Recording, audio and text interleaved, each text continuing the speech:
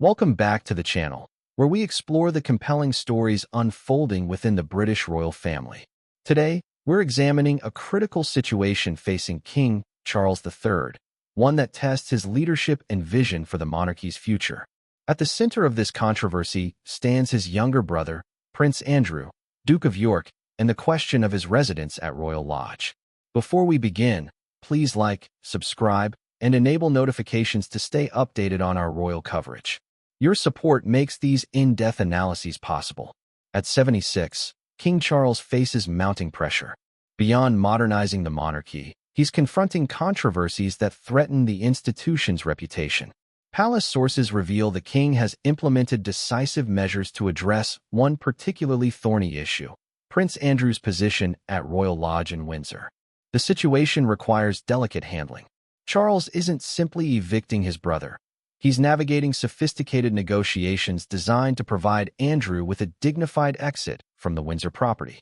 This intensified effort comes amid heightened public scrutiny surrounding Andrew's past associations and ongoing controversies involving both him and his former wife, Sarah Ferguson. For a monarchy pursuing transparency and public trust, Andrew's narrative has become increasingly problematic. Buckingham Palace has significantly escalated efforts to persuade Andrew to voluntarily leave the magnificent 30-room estate. The emphasis on voluntary departure is crucial. Andrew's tenancy agreement contains seemingly ironclad terms that prevent the palace from forcing his removal. This legal protection has been the primary obstacle to Charles's goals of streamlining royal properties and distancing the crown from negative publicity. A recent development underscored the situation's gravity. Prince Andrew's royal banner disappeared from its traditional position in St. George's Chapel at Windsor Castle. For royal observers, this sent an unmistakable message about Andrew's diminished status and the palace's commitment to reducing his public visibility. Removing such a symbol, traditionally representing a Knight of the Garter and prominent royal figure, speaks volumes about the institution's current position. Following this symbolic gesture, Andrew met privately with senior royal officials to discuss his departure. This meeting became necessary due to public backlash over his rent-free occupancy of substantial crown property. A non-working royal maintaining such lavish, state-subsidized accommodations created optics too damaging to ignore. Initially, Andrew resisted strongly, citing the extraordinary fact that his prepaid tenancy agreement had 5 decades, 50 years, remaining. This unusual historic lease with the Crown Estate provided substantial legal leverage, creating a contractual fortress around his position. However, palace insiders now detect a shift in Andrew's attitude. There's growing, albeit reluctant, acceptance that relocation has become inevitable. Public opinion and the king's determination appear to be overcoming his legal defenses. Despite this progress toward voluntary departure, significant obstacles remain. These aren't simple logistical matters. They're complex financial and practical issues requiring careful resolution. First is the financial settlement. Andrew has invested substantial personal funds in the property over the years, based on his Crown Estate lease terms. Reports suggest these millions represent a critical negotiation point requiring equitable resolution. Forcing his removal without compensation could expose the palace to legal challenges and criticism over fairness. Second is finding suitable alternative accommodation. The new residence must meet security requirements for a senior royal, provide necessary privacy, and befit a Duke of York, despite his withdrawal from public duties. These two elements, monetary compensation for his investment and securing appropriate alternative housing, currently dominate discussions. Recently, palace officials have adopted an even more determined stance on securing Andrew's departure. They recognize that continued ambiguity surrounding Royal Lodge prevents the king from advancing broader estate plans. Resolving the millions Andrew invested remains paramount to unwinding the Crown Estate lease professionally. Another complexity involves Andrew's daughters. During the crucial private meeting, discussions addressed the future roles and security of Princesses Beatrice and Eugenie within the royal family structure, including their respective residences at St. James's Palace and Kensington Palace. Palace insiders emphasize the importance of protecting the princesses' interests, privacy, and future stability while pursuing their father's relocation. As acknowledged royal family members, their stability remains a priority, ensuring their father's move doesn't unduly destabilize their lives or crown relationships. To understand this conflict's extraordinary nature, we must examine the lease itself.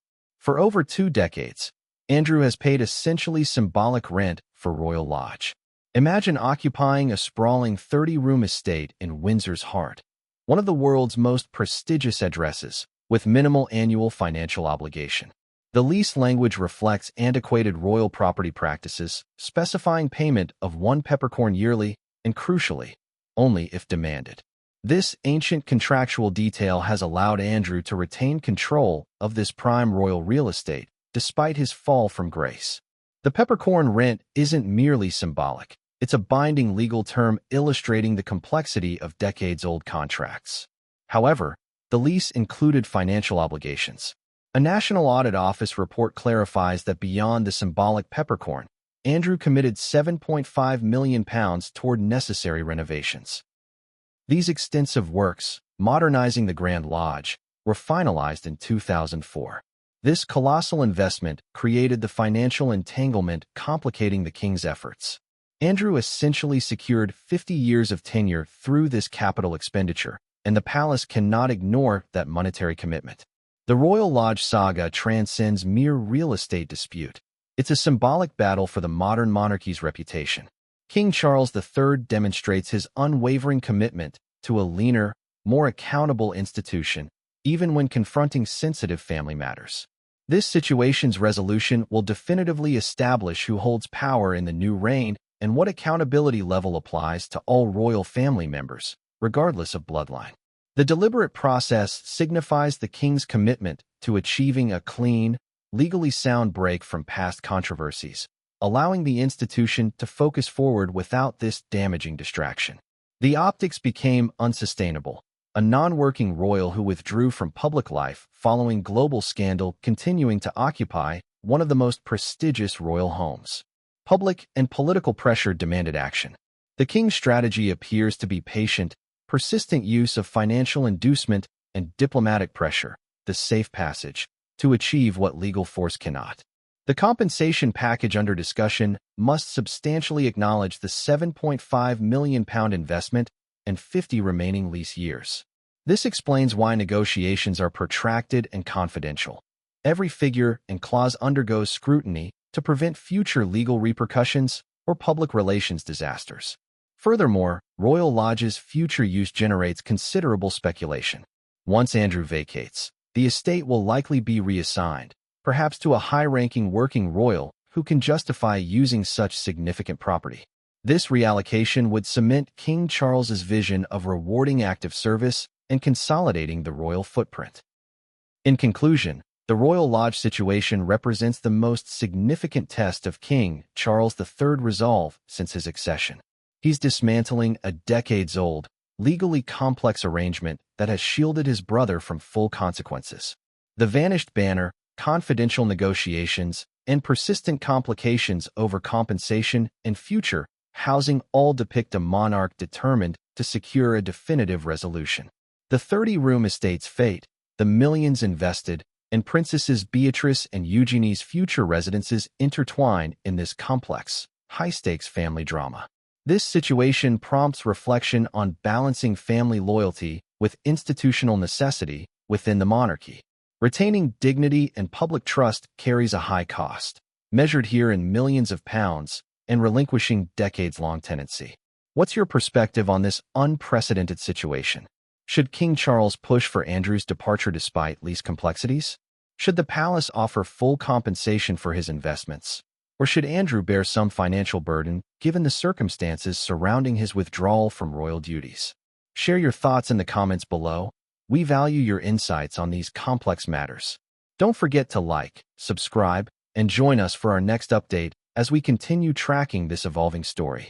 Thank you for watching.